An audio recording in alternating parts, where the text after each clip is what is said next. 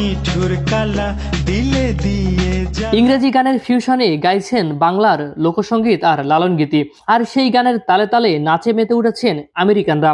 নিঠুর কালা গান দিয়ে তিনি খুলেছেন ভিনদেশীদের মনের তালা। দেশের গানকে এভাবেই বিদেশের মাটিতে জনপ্রিয় করে তুলেছেন বাংলাদেশি বংশোদ্ভূত আমেরিকান গায়ক আরজিন কামাল।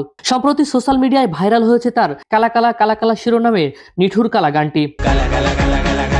ভাইরাল হওয়া কালা কালা কালা কালা গানটি নিয়ে তিনি জানান, গানটি 2 বছর আগে করা, আমার নিজের লেখা ও সুর করা। যুক্তরাষ্ট্রে মিস্টিক্যাল জয়রাইড ব্যান্ডের সঙ্গে কোলাবোরেশন করেছিলাম। স্টুডিওতে গানটি রেকর্ডের পর সেখানে বাঙালি কমিউনিটি ছাড়াও ফেস্টিডে গানটি পারফর্ম করেছি আমরা। বিদেশে খুব সাড়া পেলেও দেশে তেমন সাড়া পায়নি। গানটি রিলসে শেয়ার করার পরেই রাতারাতি এটি ভাইরাল হয়ে যায়।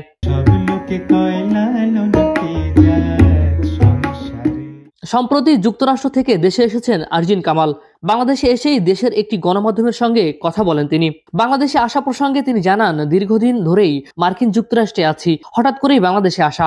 আগে দেশে আসলে এখানে কিছু সিনেমা বা অন্যান্য প্রজেক্টে কাজ করা হতো। এবারের সফরে ঢাকার কোনো কাজ রাখিনি, হঠাৎ করেই ব্যক্তিগত কারণে এসেছি।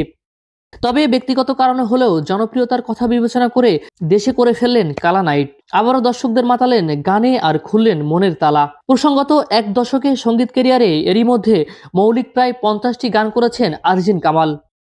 শাকিব খান অভিনীত প্রিয়তমা সিনেমার ব্যাকগ্রাউন্ড মিউজিক তোমার পরশ এবং রাজকুমার সিনেমার আমাকে নাও গান সহ কয়েকটি সিনেমার গান করেছেন। প্রতিটি গানই প্রশংসিত হয়েছে। ফারিজুল ইসলাম, ভিউজ বাংলাদেশ, ঢাকা।